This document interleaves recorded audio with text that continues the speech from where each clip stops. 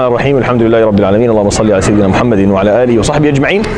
So we've talked about the three first statuses that words can carry within a sentence, right? So i'rab is the fact that is the concept of a word being able to have more than one status in a sentence, the capacity to have more than one status within a sentence. So words that are mu'rab, words that have that capacity, right?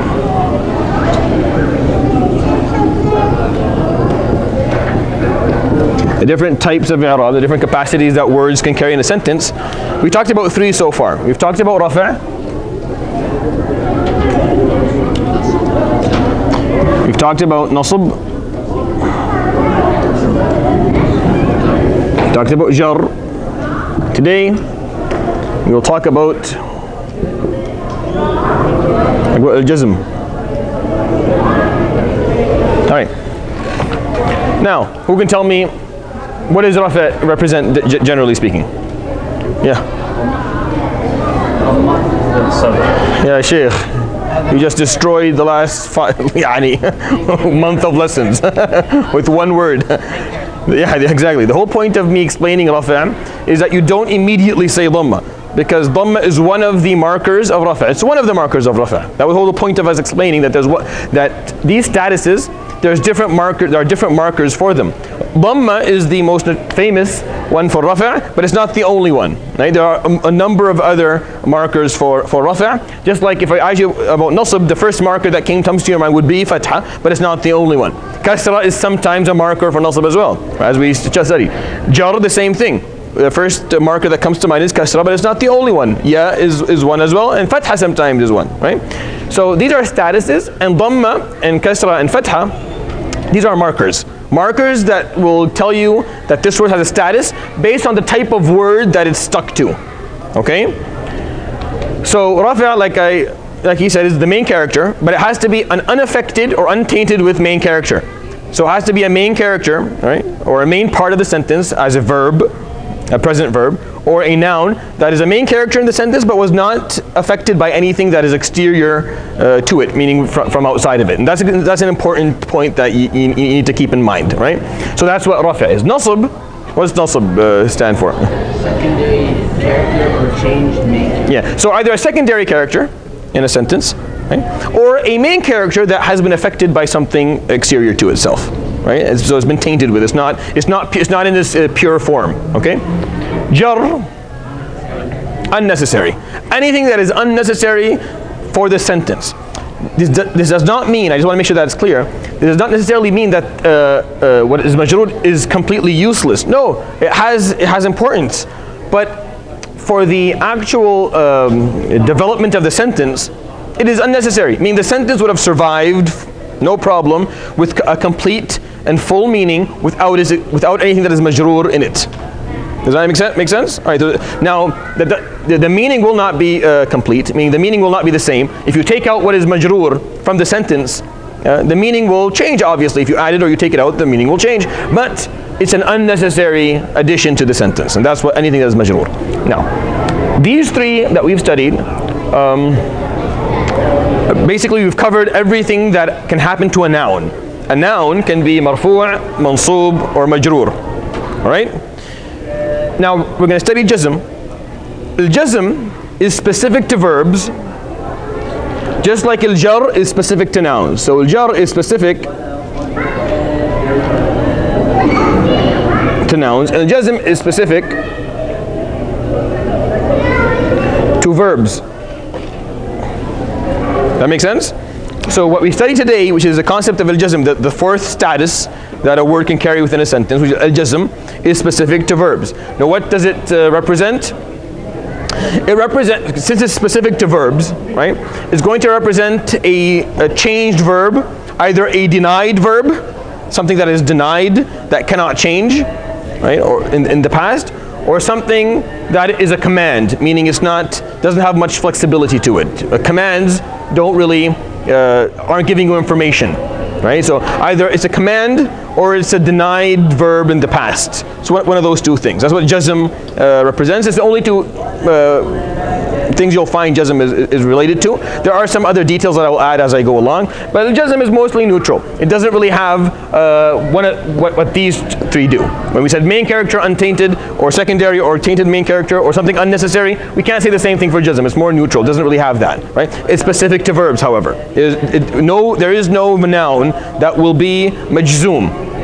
Right? There's no noun that has a status of jazm. It can't happen. Just like there's no verb that will have the status of jar at any point. Why? Because verbs cannot be unnecessary parts of a sentence. Why? Because the verb is a sentence on its own. Example. So give me a verb. Any Arabic verb. You guys were fasting, so you're hungry. So akala, right? So akala is a verb, but it's also a sentence. This is a full sentence, right? Well, I guess the word full is a bit an exaggeration, but it's a complete sentence. Full means, so what it's missing is secondary characters. It's not missing any main characters. So akala, who ate? Is it someone here written? No. But in Arabic, we are capable of anticipating or estimating who did it by saying, and the one who did it is a hidden subject that is huwa. He did it, right? So akala on its own is a sentence. It's a sentence. Now, it's not a full sentence. I mean, there's some secondary characters that are missing, but it's a complete sentence. Does that make sense? So you can never say that a verb is an unnecessary thing in a sentence. So it'll never be majzoom. Majroor, sorry. It will never have the status of jar because every verb on its own is a sentence. Give me this is a past tense verb. Give me a present tense verb. Yajtahid.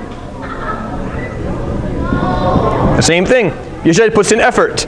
Where is the subject? It's also something hidden, huwa. If you said tajtahid, it could be here or anta. Right? It's hidden, it's understood even though it's not written. It is something that is hidden but it's understood just by Arabic. So tajtahid is also a sentence, it's a full sentence. It's a complete sentence, not full, meaning there's some secondary characters that are not there, but it's a complete sentence. All right, the same thing goes for a future verb or a command. So il'ab, play. This is a full sentence. Now the subject is someone anta, whoever that is. It's understood even though it's not written. It's there even though it's not written. So these are full sentences. Verbs cannot be unnecessary because they are their own sentence. That makes sense? They are their own sentence. All right. That's why they can never be majroor. A verb can never be majroor. All right. Now al-jazm is different. It's specific to verbs. No nouns can be majzoom ever. We're going to start by reading the beginning. وَلِلْجَزْمِ عَلَامَتَانِ. And there are two markers for jazm. They're much simpler. Jazm is much simpler because it's only for verbs anyway. So there's only two markers for jazm. السكون والحذف. Sukoon, which is that's what comes to mind anyway. The first when you hear the word jazm, you think of sukoon, and hadf, which is deletion. And we'll talk about what is going to be deleted inshallah at the end of it. فأما السكون فيكون علامة للجزم في الفعل المضارع الصحيح الآخر. All right. So let's begin. Al-jazm, the first marker for it is as-sukoon. When is as-sukoon a marker for jazm? With, again, specific to verbs. We're only talking about verbs here, no nouns. All right. When is it a marker for jazm? So في الفعل المضارع الصحيح الآخر. الفعل المضارع. What's الفعل mean? Present tense verb. So present tense verb الصحيح الآخر. I'll explain that to you in a minute. الصحيح الآخر. All right. This phrase الصحيح الآخر you'll see a lot in Arabic. آخر is end of it, at the end, right? الصحيح, the true has a correct true ending. What is the explanation for it in the text that you have? In the English text. No one has the English text open. All right, next time we won't. So tell me, what is the translation of Sahih al-Akhir in the English text? I'm just interested to know what the word is.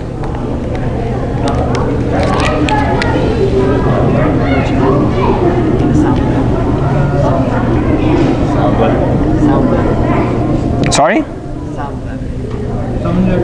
The sound letter ending? Yeah. So the ending cannot be a vowel. It has to be a consonant. Consonant. It can't be a vowel. So I'm going to give you an example of four words. They're a bit different from one another.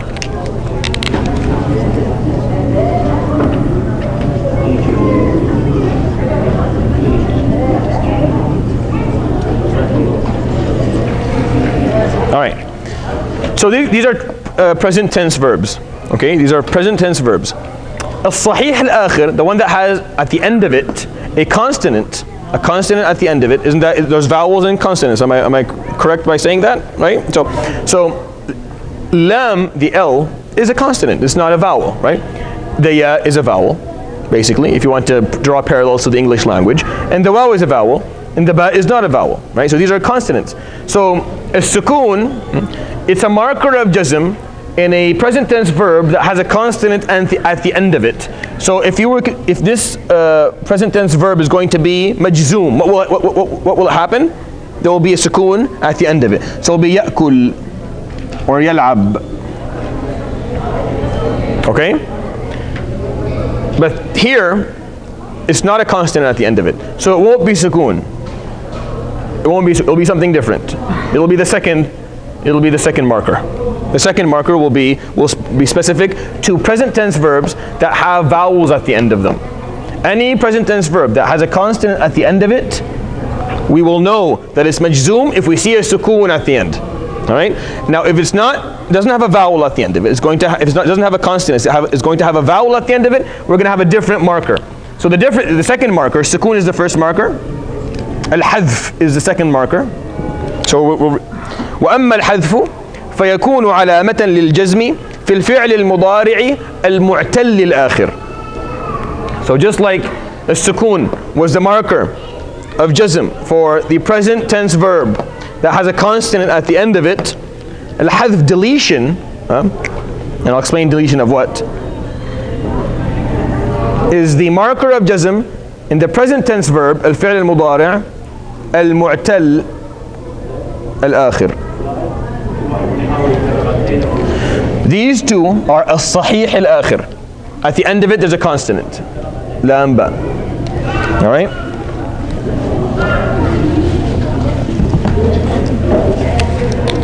These two are called al-mu'tal al-akhir.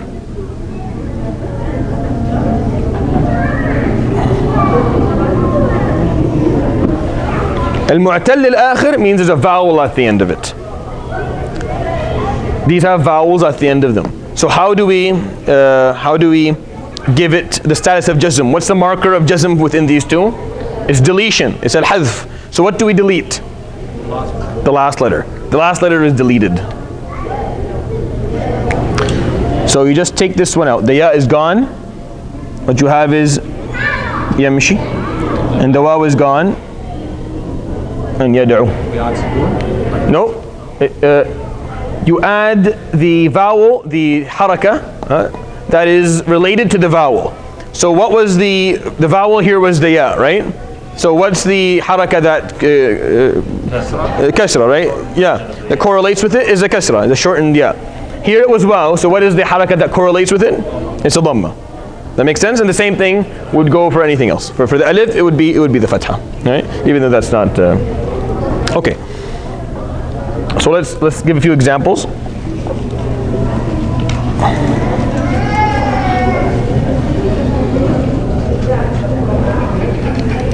End of Surah Al-Mu'minun. وَمَنْ يَدْعُ مَعَ اللَّهِ إِلَهًا آخَرَ. So if you go to the end of Surah Al-Mu'minun, you'll find وَمَنْ يَدْعُ مَعَ اللَّهِ. Even though the word yad'u, it's supposed to be written like this, but you'll find it written like that because it's majzoom. How it became majzoom is something we'll explain inshallah when we finish this and we start talking about the different types of words and how we'll explain exactly what caused the jazm, what caused the deletion at the end of it to happen. So the waw is now deleted, it's no longer there. وَمَنْ يَدْعُ مَعَ اللَّهِ إِلَهًا آخَرَ. All right, I'll give you another example. Surah Yusuf, إِنَّهُ مَنْ يَتَّقِي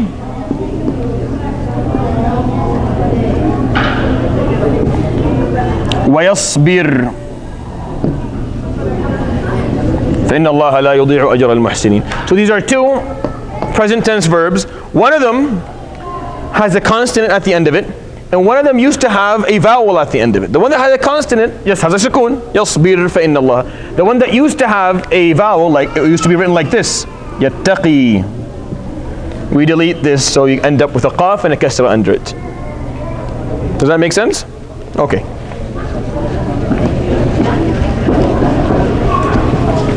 There's one more. وفي الأفعال التي رفعها بثبوت النون. So deletion is the marker of jazm in two types of words, in two types of verbs. The present tense verb that has a vowel at the end of it, الفعل المضارع المعتل الآخر, and الأفعال الخمسة, the five verbs, or the verbs that the status of rafa' is known with the noon at the end of it. So let me remind you of these verbs again. So remember, يفعلون or تفعلون, يفعلان or تفعلان, or تفعلين. Now why do I always write like that? Because you can take any verb and do the same thing. You can take anything. What? Give me a verb, any verb at all, anything at all. يكتب. So يكتبون or تكتبون, يكتبان or تكتبان, or تكتبين. Any verb you will have these five statuses. These are, I know I wrote three things, but they're five because here the difference is just the ya at the beginning or the ta at the beginning, feminine or masculine. That's the only difference. Now, when these verbs, if you go back to rafa', when they have the status of rafa', we know they have the status of rafa' when the noon is there. And we said that if they have the status of nasb, we know that they have the status of nasb by deleting the noon, right? By deleting this noon. Now when they have the status of jazm, we also delete the noon. So now if you see one of these five verbs without the noon at the end of it, so if you see the word yaf'alu, like that, you know that it's not marfu'. That's all you know. You know that it's not marfu', because if it was marfu', the noon would be there. What you do know is one of two things. It's either mansoob or majzoom. It's one of these two things. Either mansoob or majzoom. Which one it is? Which one is it? It depends on the context of the sentence. I mean, you have to study a bit more for me to explain to you which one is going to be. All right, but that's what we know right now. When you see yaf'alu, when you see the noon, you don't see the noon at the end of it, then you know that it does not have the status of rafa'. You know that's either mansoob or majzoom. Okay. Jazm is probably the easiest of all four statuses because it doesn't have many markers. And it doesn't apply to many different types of words. Jazm only applies to verbs and only applies to present tense verbs. So if you look, فعل المضارع, فعل المضارع, and أفعال الخمسة are أفعال مضارعة. They are present tense verbs as well. So it only applies to a present tense verb.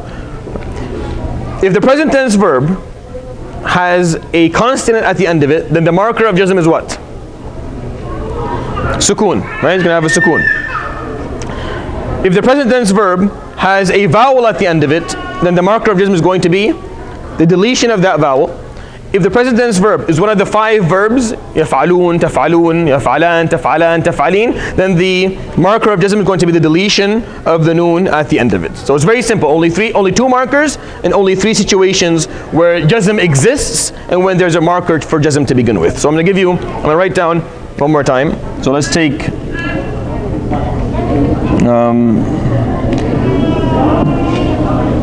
يجري, to run. All right, something. So how would you do jazm on this? Yeah, that's right. Because it's a present tense verb with a vowel at the end of it. So all you do for jazm is you just delete this. What ends up resulting is yajri. Yajri. All right. What else are there? Ya'ti. For someone to come, you say ya'ti. For this to become majzoom, at the end of it is a ya, right? So you just delete إنه من يأتي ربه مجرما فإن له جهنم لا يموت فيها ولا يحيا ومن يأتي متكسرة. Go back to the Quran, you'll find a lot of these ones. All right.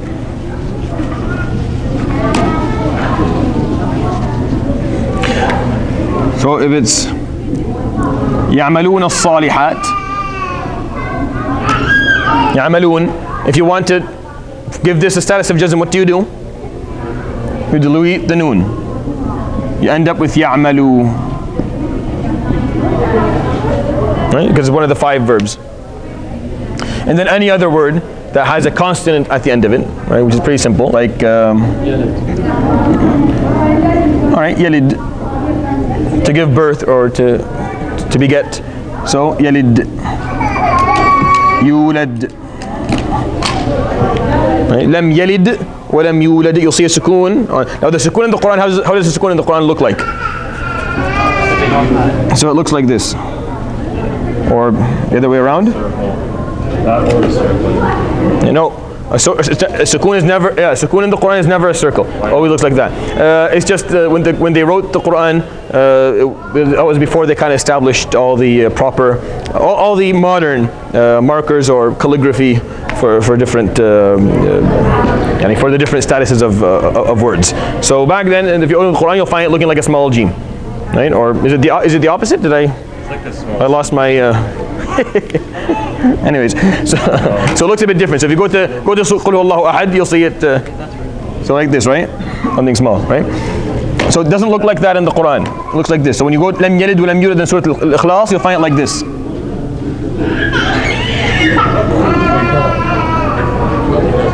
All right. All right, that's good so far. So what I'm going to do now is move on. Yep, so I had it right, yeah, so exactly like that. All right. Yes, go ahead. Yes, go ahead. So for the one where you remove the wow, usually it's like you can't attach the word, right? When there's like a ya or a wow at the end. But if you remove it, will it be ever attached to another word? Yeah, you can attach it. Yeah, you can attach it. Is there a case where it would be attached to? Oh yeah. Yeah. All right. So what I'm going to do now is I'm going to do a revision of what we've studied so far. All right. Acknowledging that it's a bit confusing right now, we're going to look at it in 2 different ways. We're going to look at the same stuff that we talked about from 2 different angles. What I found when you teach Alajurroomiyyah is that because you get to look at the same concept from 3 different angles, 3 distinct angles, you end up understanding the concept quite well at the end. So just be patient with me for the first time around, and you'll find inshallah that at the end of it, this will make sense to you, and you'll be able to actually work with words much better. So let's start by going through them one by one. So before I talk about ahwalul i'rab, which I'm going to put back up again. Before we do that, there are 2 words, there are 2 basic groups. There's al-bina and al-i'rab. Words that can carry different capacities within a sentence fall under this, right? That's where there's rafa', nasb, jar, and jazm here. And words that cannot carry different capacities within a sentence will be here, bina. Example like prepositions, right? So they can't carry more than one capacity. They only serve in one way. They don't have different ways to serve. Examples of bina also are past tense verbs. Past tense verbs will always be past tense verbs. There's really nothing that they can be or cannot be. That's what they are. Command verbs that are commanding, are also under this category over here. Present tense verbs are the only verbs that have the ability to carry different capacities in a sentence. They're the only ones that have that ability to be a bit more flexible in a sentence. So everything that has flexibility, that can carry different capacities within a sentence, you will find under i'rab. And everything that doesn't, only a couple steps, you'll find under bina. Now we're not studying bina right now. We left that, we'll leave that for later. Inshallah, we'll study that at the end. We started by studying i'rab. We started by studying words that can carry different capacities within a sentence. Right? So.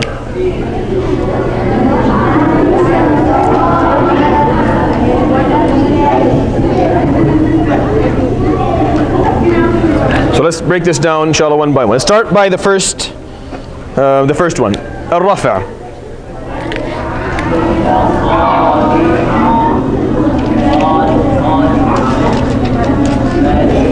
And al-rafi' is going to be an untainted, unchanged main character. And that's what it's going to be. So unchanged.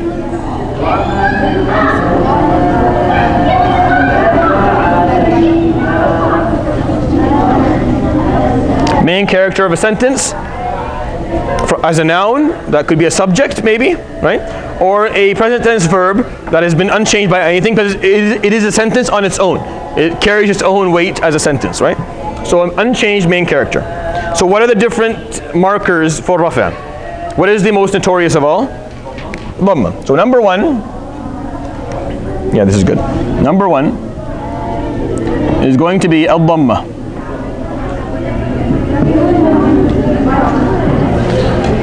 So let's go back to the, go back if you want to your earlier notes. So start telling me, what is the words that the dhamma is a marker of rafa' in?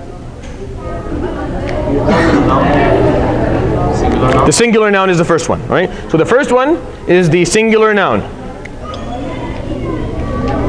Al-ism al-mufrad.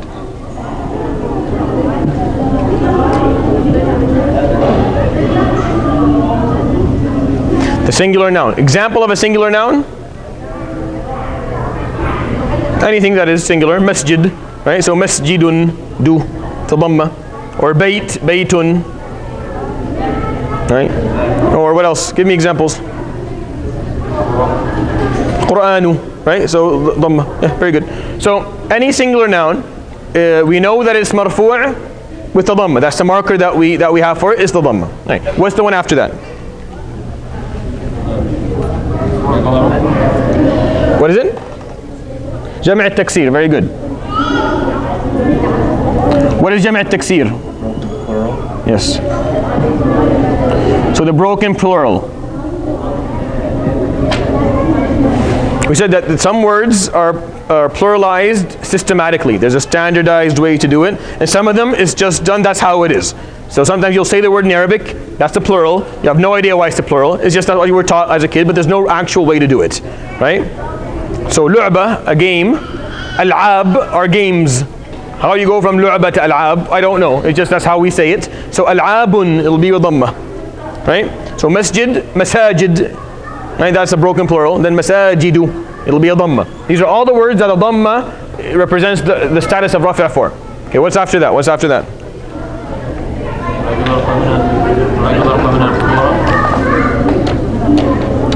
So jam' al-mu'annath al-salim. The sound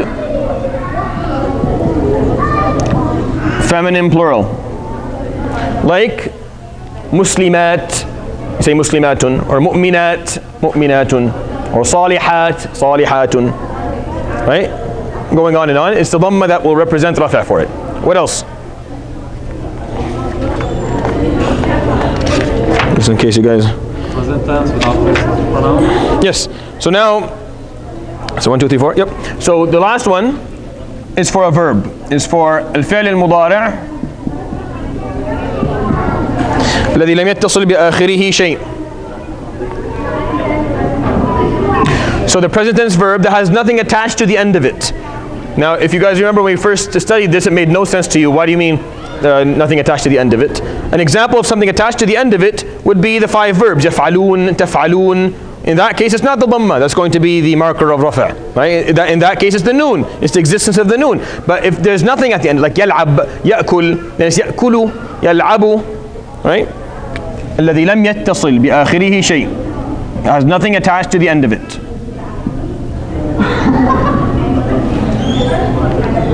Examples, we gave you examples. يضرب, يضرب. Right? Okay. So that's where the dhamma represents. These are the 4 situations where the dhamma represents rafi' in words. These are 4 types of words. What's the second marker? Al-waw. The letter waw. When does the waw represent the dhamma? Yes. Is there anything else? Very good. So there's 2 situations. The 5 exceptional nouns. What are the 5 exceptional nouns again? Yeah, memorize these ones, all right? So ab, akhu, hamu, dhu, fu. Father of, brother of, in-law of, owner of, and the mouth of. These are the 5 letters, words that have exceptional or have different, they just, they have some difference when it comes to how the statuses are represented within them. So instead of the dhamma, it's the waw that represents them here. Right? It's the waw. Just like you could take this out the waw and say aba, that's something different. Right? So that's how we represent rafi' for him. The second situation, jam' al-mudhakkar. So the 5 exceptional nouns.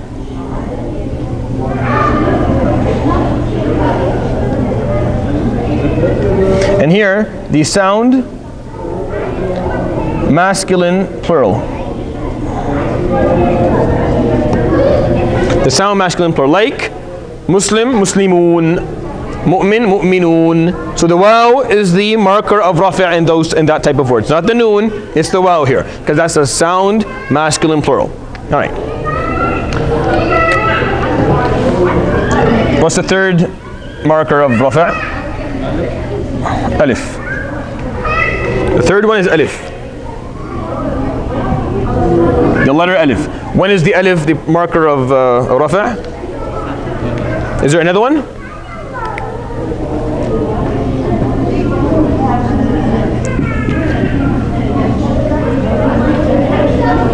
The dual form. Is there another one? No, there isn't. It's just one. So the alif represents the rafi' only in one situation, when it's a dual form. So Muslim, musliman, mu'min, mu'minan, la'ib, la'iban. Right, with the alif. The alif represents rafi'. Just like the ya is going to represent nasb and jar for the dual form. Right, alif. What's the final, or what's the next one?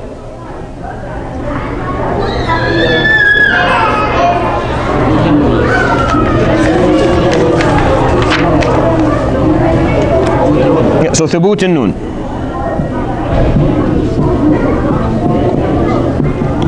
The existence of the noon at the end, and that is only in one situation, right? Al-af'al al-khamsa. The 5 types of verbs, right? The 5 types of verbs. What are these 5 verbs?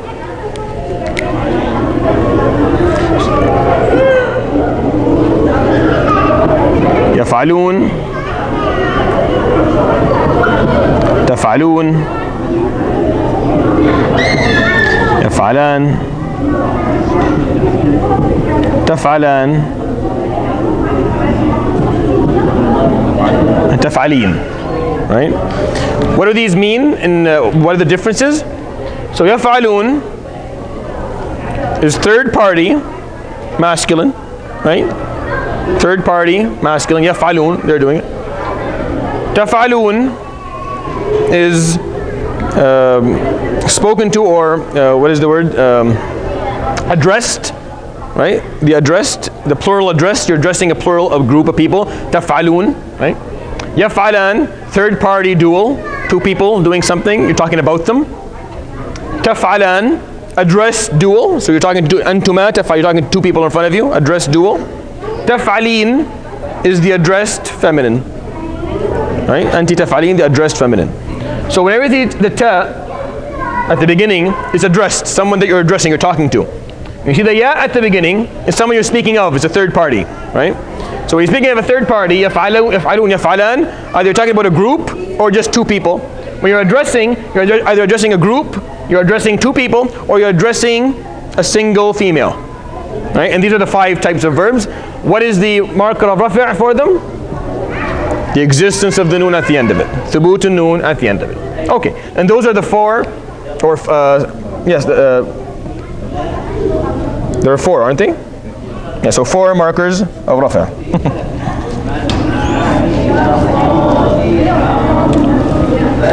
So let's put them here so you can remind yourselves of them. So dhamma,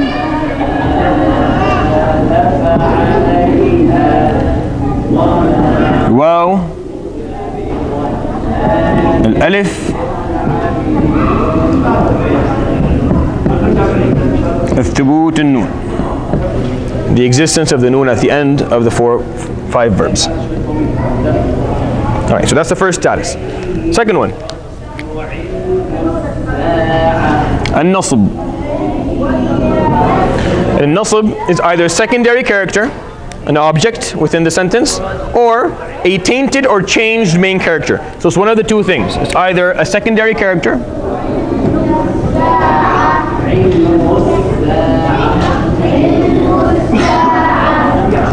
or changed main character. It's one of those two things. That's when it gets the status of nasb. All right. So what are the markers of nasb? What's the first one? Nasb has, if Rafi' had 4 markers, nasb has 5. Nasb has the most of all. It has five markers. It's the most confusing probably of all of them. If you understand nasb, then the rest of it is pretty easy. So the first one that comes to mind is fatha. It's always fatha. Right? So when does the fatha represent nasb? In which type of words? So exactly like the dhamma, almost exactly like the dhamma, the singular noun.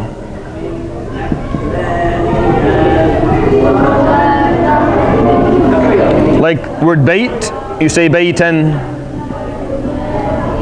right? Kitab, kitaban. Like I said, when it comes to having 2 fathas or 1, for now you don't know the difference. For now they're the same until I explain inshallah to you when it makes a difference. Right. What's the second type of word that the fatha is? Jama' taksir, right? So the broken, yes, the broken plural.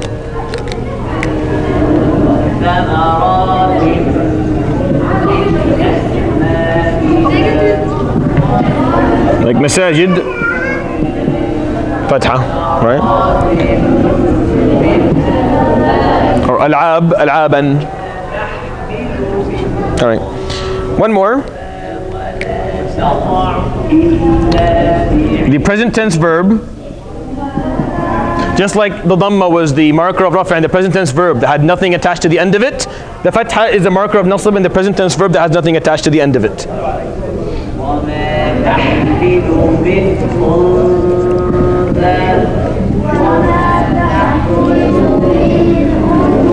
Examples of that?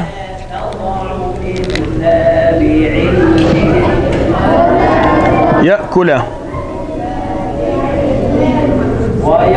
يلعب يبني يفعل, and on and on. So in 3 situations, the fatha is the marker of nasb, singular noun, broken plural, and the present tense verb that has nothing attached to the end of it. That's the first marker. What's the second marker? Alif. And this is why it's important to study it like this at the beginning. Even if you're not understanding everything, even if you feel like a lot of it is not sticking in your mind, it's important that you understand it like this. Why? Because you get to see that, look, alif is the marker of rafa', but it's also a marker of nasb. But what's the difference? It's the type of word that it's going to be existing in. So sometimes the same marker will exist for both statuses, but in different types of words. And sometimes it will exist for the same types of words. Meaning you can't know. You're looking at a word like the word muslimatin. You don't know if it's mansub or if it's majroor. You don't know, because the kasra is the marker of nasb for both. And for jar and nasb in that word, it's the marker for both. So what is it? You have to know the context of the. So sometimes there's that, and sometimes a marker will exist for 2 different statuses, but in completely different types of words. So what is the type of word that alif is the marker for? In nasb. Yeah. So the 5 exceptional nouns.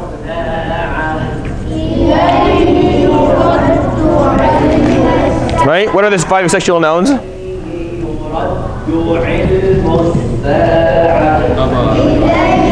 أبا أخا حما ذا and fa. Father of, brother of, in-law of, owner of, and the mouth of. Right? But here it's mansub, and we know it's mansub through the alif. We knew it was marfu' through the waw, right? Abu, akhu, hamu, dhu, fu. Here it's aba, akha, hama, dha, fa. Alright? All right.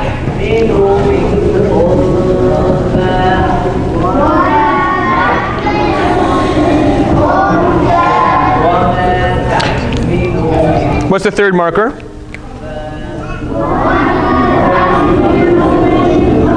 Al-Kasra, right? So the third marker is Al-Kasra, and it exists in only one type of word, in the sound feminine plural, all right? So Jam' al-Mu'annath al-Salim, only in one type of word. So the sound feminine plural. Like Muslimatin, like I gave example a second ago. Muslimatin. So you see the kasra, but it's not majroor, it could be mansoob, because the kasra is the marker of nasb in the sound feminine plural. Okay. What's the fourth marker? Al-ya. And the ya exists in what? In two type of words. In the sound masculine plural, very good. Jam' al-Mudhakkar al-Salim.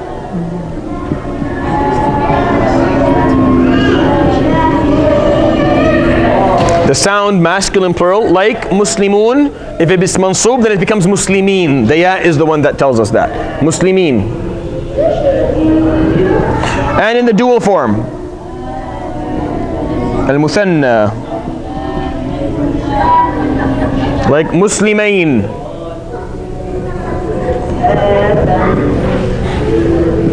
So the first one, there's a kasra before it, Muslimin, and the second one is Muslimain, but in both cases, it's the ya that tells us that this word is mansoob.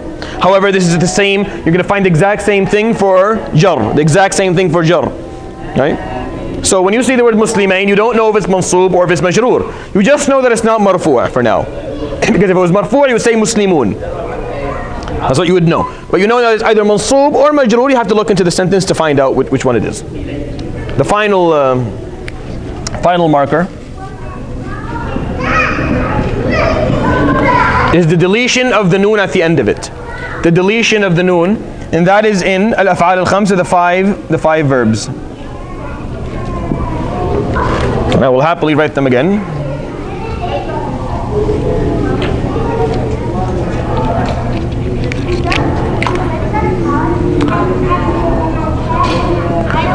يفعلون or تفعلون. يفعلان or تفعلان or تفعلين. Now I told you that when you see the ya at the beginning, then it's talking about a third party, a plural third party. When you see the ta at the beginning, it's talking about an addressed party. So the addressed party will either be plural, dual, or singular feminine, right? يفعلون, يفعلان will be a third party that is either plural or dual, right? So how do we know if it's mansoob? This goes away. It becomes يفعلوا or تفعلي. We take away the noon. Just like here it was the existence of the noon, here we're taking away the noon. All right. So these are the five markers of nasb. I'm going to write them down again. Put them over beside each other here.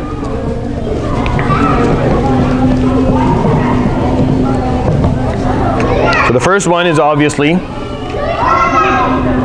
al-fatha.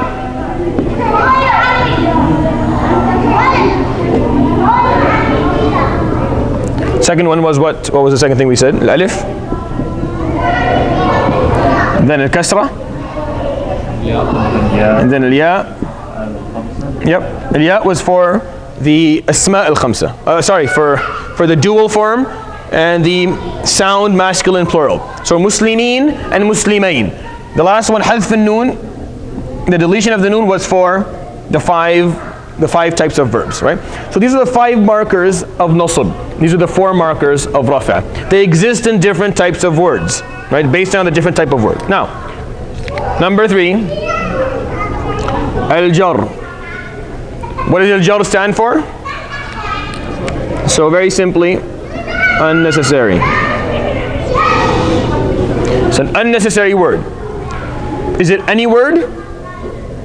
Or is it only a specific type of word? Only nouns. Only nouns. Jar only applies to nouns. There are no majroor verbs. So this is an unnecessary noun. right? An unnecessary noun in the verb, in the sentence. Sorry. So what is the first? What is we only have three. You only have three markers for jar. What's the first one? Yes, it's always al-kasra. Now al-kasra exists in what types of words? Ism al-mufrad. The singular noun.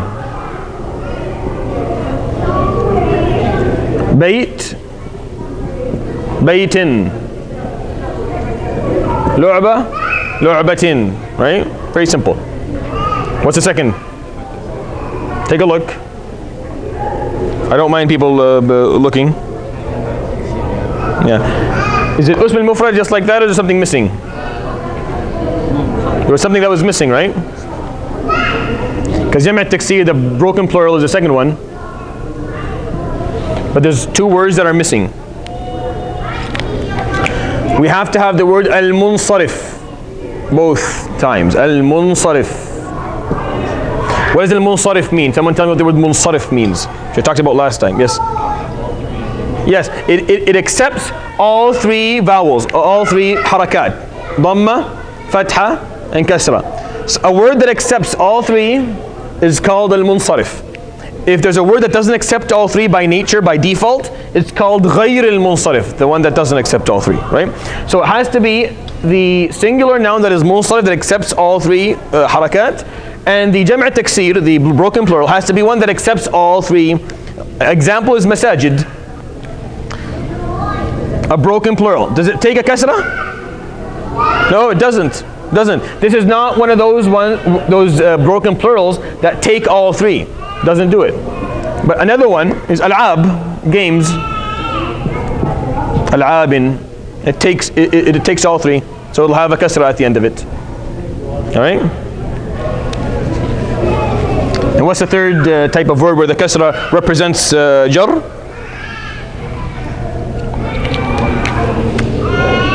Jam' al-mu'annath al-salim, the sound feminine plural. Like muslimat, muslimatin. Muslimatin, the kasra represents jar in the sound feminine plural. The sound feminine plural, muslimatin, as an example. Now, here the kasra also represented nasb in the same type of word. So when you see the word muslimatin, or mu'minatin, or qanitatin, or ta'ibatin, or abidatin, or sa'ihatin, or thayyibatin, you don't know if it's mansub or majroor, because kasra represents both of them in the same word. You know that it's not marfu' because if it was marfu' it would be a dhamma, but you don't know that it's whether it's mansub or majroor. You only know that it's one of them. You have to look at the context of the sentence to find out. That's the first marker of jar al-kasra. The second marker of jar is al-ya, and it exists in the same things that it existed in nasb, the exact same two words that exist in nasb, but an additional to one more. So it exists in the dual form, muslimain. It exists in the sound masculine plural, Jam' al-mudhakkar al-salim, muslimin.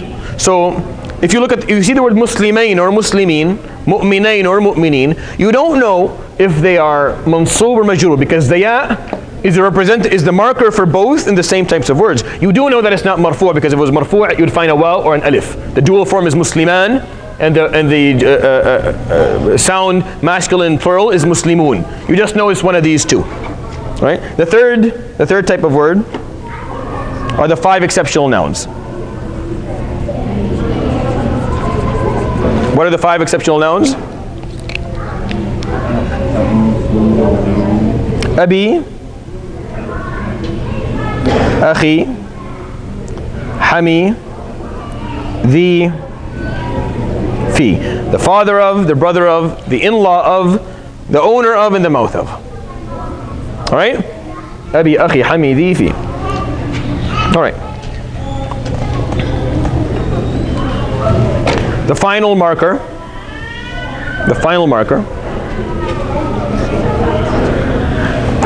is, what's the final marker?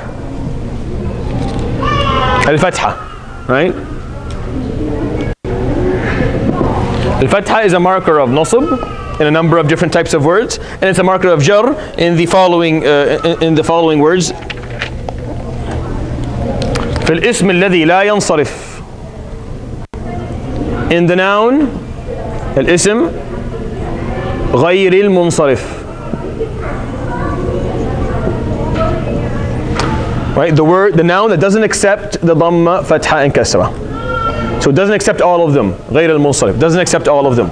Only accepts some of them. That's why the fatha, because it doesn't accept the kasra. Some nouns don't accept the kasra. They can't carry a kasra on them, so they have to take a fatha. Example is like the one I gave you a second ago.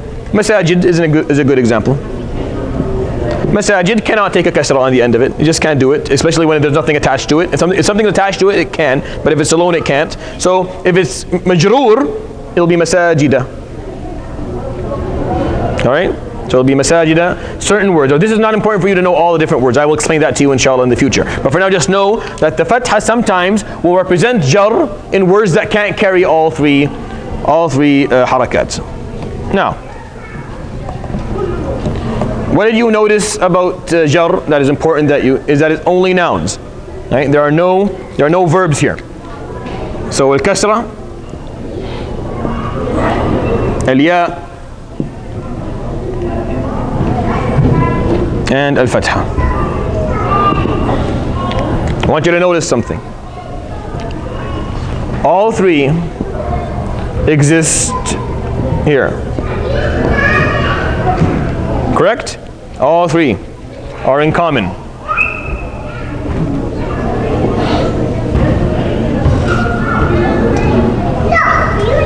That's why I start teaching it like this. That's why Alajurroomiyyah did this, to show you that there are some things that are in common. What else is in common here?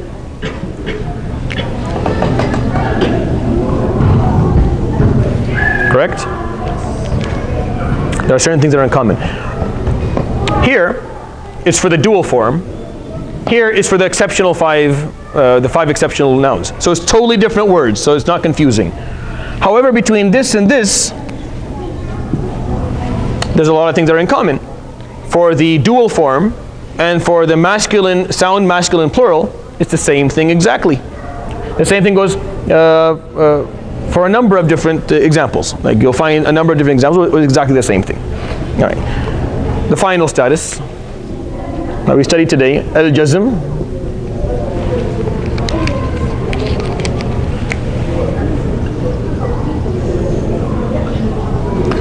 So denied or changed verbs, present tense verbs. Jazm is very specific. It only works for present tense verbs. Nothing else gets jazm. It's only present tense verbs, not even all verbs, just present tense verbs. What are the markers of jazm? Number one is sukoon. And I told you that would be a present tense verb that is what at the end of it? A consonant, right? As-sahih al-akhir. Right? It has to have a consonant at the end of it. Like yal'ab, ya'kul, you'll find a sukoon. You'll find a sukoon. Second marker is al-hadf, deletion. That is for two types of words. The present tense verb that has a vowel at the end of it.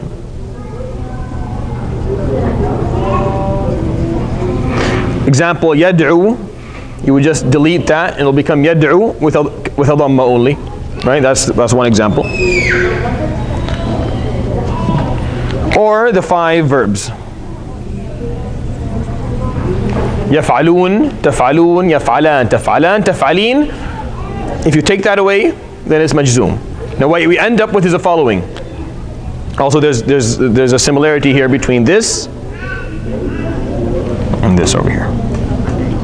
So the deletion of the noon in the five verbs could be the marker of jazm or the marker of nasb. Do you know when you look at it immediately? No, you don't know. You just know it's one of those two things. You know that it's not marfu'. That's all you actually know.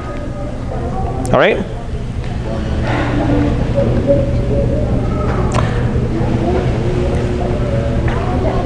because Arabic has that specific way of looking at stuff, I like starting in this form. Meaning, we could start by studying words. Say, okay, this is the singular noun. Let's look at the singular noun, how the singular noun functions and what different things that can happen to it, right? But I like looking at it like this first, because it gives you a philosophical background, or explains to you a bit more about the, we'll just wait for the adhan inshallah. Yeah. I mean, looking at it like this, what you end up understanding is that words that can have different capacities in a sentence are viewed in different ways in the Arabic language, meaning they are assigned a status based on their value to the sentence. So based on their value, they'll be given a status. That status will be clear to you verbally through a number of different markers. Right? So knowing those markers and knowing the statuses allows you to understand how things work within Arabic sentences. That's all. And then what we'll do now is we'll look at it from a different angle. We'll look at it from 3 different angles. You'll find at the end that we've repeated these things so many times, inshallah. I've always found that the best way to learn stuff like this is through repetition. It's hard to memorize stuff. I don't actually expect any of you or most of you to memorize these things. I just expect you to understand what we're trying to do and how there are similarities. Okay, and I'm gonna take this down and put a few examples up. Example of a few sentences. See if you can figure out a couple of stuff.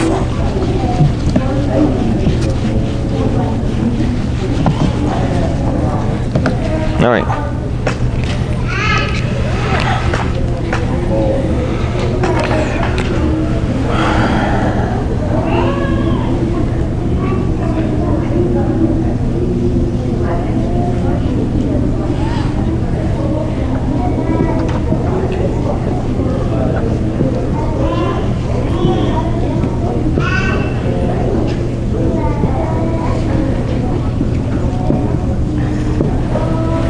All right. Eat. Muhammad eats food with his friends. All right. Very simple. Now, I'm just going to think about it from a status point of view, not from. I'm not interested in going to details. Just from the status point of view. Now, ya'kul is a present tense verb. You know, present tense verb is one of those words. I think the first thing we should do is say which words are mu'rab and which of them are mabni. Which of them can carry different statuses within a sentence, and which of them can't carry different statuses in a sentence. This is a present tense verb. A present tense verb is a word that can carry different statuses in a sentence. So it's mu'rab. Muhammad is is a noun that can carry different statuses in a sentence.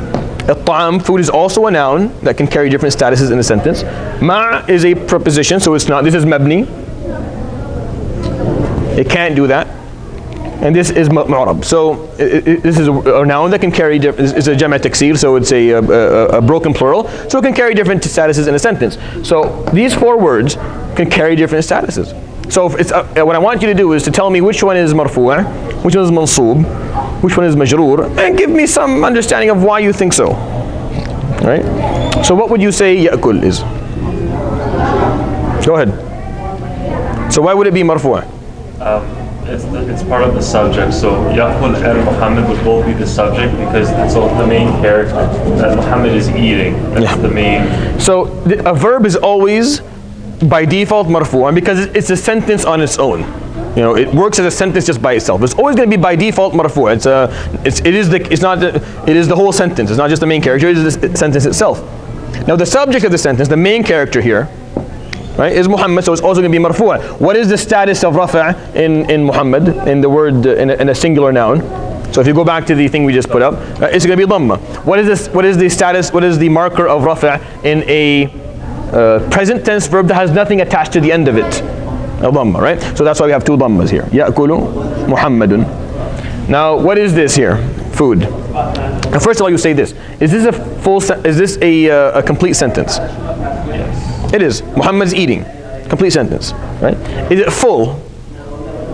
No, there's still something missing. Meaning, a secondary character can be added to this to complete the sentence, so it's fulfilled. So, food is a secondary character. What does a secondary character take in a sentence? No, what's the status of it? Nasb. And what is nasb in a singular noun? The marker of nasb in a singular noun? Fatha, right? So the marker of nasb in a singular noun is going to be Fatha. Is this a full and complete sentence? Yes, this is a full and complete sentence. This is additional. With his friends, it's additional. The sentence survives. These are not secondary characters. They do not bring completion to the sentence. The sentence is complete, is fulfilled. So these are unnecessary. If it's unnecessary, then what status does it take? Jar. Jar, right? What is jar in a jam' taksir? What is the marker of jar in jam' taksir? Kasra. So if someone was to read this sentence properly, it would say يأكل محمد الطعام مع رفاقه. That's how you would read it properly in Arabic. And to me, even if when you read Arabic sentences, you'll find all these things put there, which is fine. You'll see them there, meaning they're written. But it's important for you to me to understand. It's important to me that you understand why, or you have some understand or some guess. Okay, this is why this is like that. Because a dhamma is always going to be stuck to main characters or unchanged main characters in sentences. This is a secondary character. This is something that's unnecessary in the sentence, and that should help you at least deal with different types of sentences. Okay, let's try something else. I'm going to give you an example here. This is like the most famous example in Arabic literature that ever existed.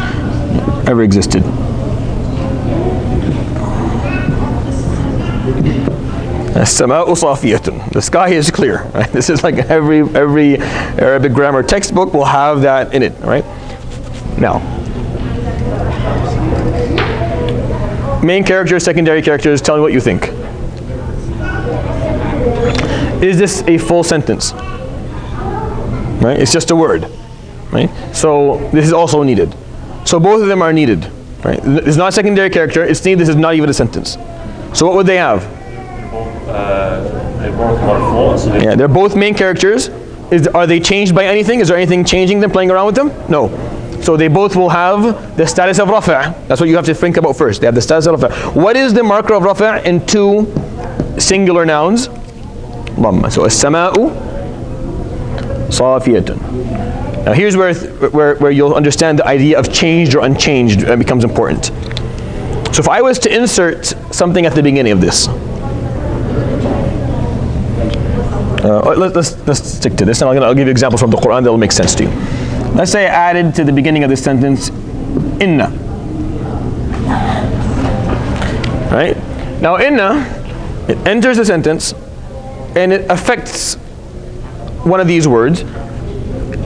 Inna is the type of preposition that affects the first word in the sentence. So from this is called mubtada and this is called khabar.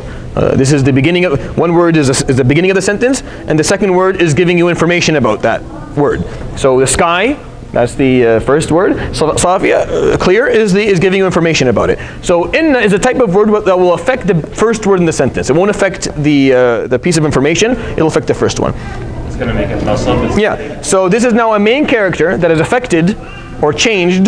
So it's going to have the status of nasab. What is nasab in a singular noun? So because inna as-samaa'a safiyatun. Another example. I'm going to add something different. So if I were to add a different word at the beginning, so kanat, right? Kanat is a type of, so all these things emphasize. Inna emphasizes a meaning.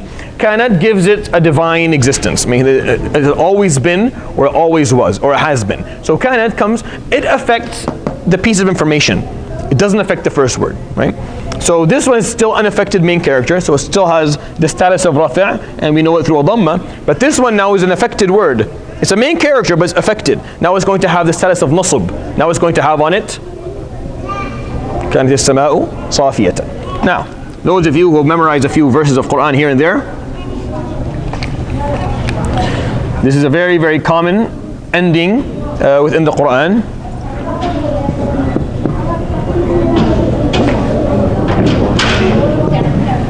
Allahu Ghafurur Rahim, right? But never does an ayah at the end of the Quran end with this, or at least there has to be a wow somewhere here at the beginning of it, right? But never like that. There's always something before it. Example of two things that commonly come before the sentence is inna, an emphasizing preposition, and kana, a divine, a preposition that brings a divine meaning, or an incomplete past tense verb that brings a divine meaning to the sentence, which is, well, I'll explain that inshallah in this time. So both of these affectors can come to the sentence. Each one affects something differently. Inna is the type of preposition that will affect the beginning word, the first word of the sentence. So which is, because this is Allah subhanahu wa ta'ala, He's the one that is spoken of, and these are the pieces of information that we have about Him, right? So inna affects this, kana affects the pieces of information. Without these two, without them at all, Allahu Ghafurur Rahim, both main characters, unaffected, untainted, so you would find it to be Allahu Ghafurun Rahimun, right? And then you bring in one of these two guys. Inna affects the first word, so what you end up having is Inna Allaha. So Inna Allaha Ghafurur Rahim. Or you end up bring kana into the kana affects the two pieces of information, so this one stays Allahu, and these guys become Ghafuran Rahima. Understanding the point of changed and unchanged, tainted and untainted? So when you put things in, when you add something to the sentence, it will affect one of the words. Now they may be main characters, these words, they're extremely important. Without them the sentence makes no sense at all, it has to be there. But because they've been affected, they're no longer marfu', they don't have the status of rafa' anymore, so they don't get a dhamma, they get something different. Does that make some sense to you? Okay, right, good. Now there are many, many examples, of course, in the Quran. Let me give you an example here, another one. So,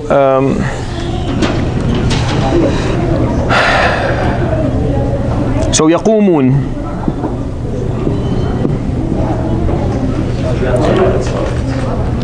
Okay. يقومون means they stand up or they take a stand. Ya means it's the third party, and this means it's plural. So it's the third party plural. يقومون, right?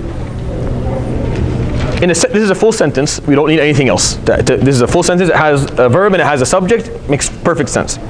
Now, if we were to add something to the beginning of it, like lam, they didn't, or lan, they will not, right? Now, this is still a main character of the sentence. It's needed. The sentence doesn't exist without it. It is the sentence on its own sense, right? But now it's tainted and changed. Right. Yeah, so marfu' would have, what is the marker of rafa' for this? Is the existence of the noon, right? If it's no longer marfu', if it's mansub or majzoom, because it can't have majroor, then what is the marker for that, for this type of word? The marker is hadf an-noon, right? So this is gone. So you end up lam yaqumu or lan yaqumu. Understanding the idea here? Meaning, when it's affected by something, it's no longer marfu' because it's a main character that's affected by something from outside of the sentence. Now it loses its rafi' status. It has a different status, and the marker of it is going to be the deletion of the noon at the end of it. Understanding the idea? So what I'm trying to show you is that words will carry statuses in sentences based on its capacity, based on whether it's a main character, secondary character, unchanged, untainted, whether it's unnecessary, whether it's a present tense verb. We will know based on markers, right? We'll know what they like based on the markers that they have. Some words will have the same marker for different statuses. Sometimes for different types of words, and sometimes for the same type of word, and sometimes you'll have main characters. You just add a few things at the beginning of it, and then it's tainted and it's changed, and we have a different idea. Okay? So now that's the revision, inshallah, of that first part of Al-Ajurroomiyyah. Next time, inshallah, we'll continue by talking about the same concepts, but from a different angle, inshallah. Subhanakallah bihamdik. Ashhadu an la ilaha illa anta astaghfiruka wa atubu ilayk. Wa sallallahu ala sayyidina Muhammadin wa ala alihi wa sahbihi ajma'in. Jazakumullah khair.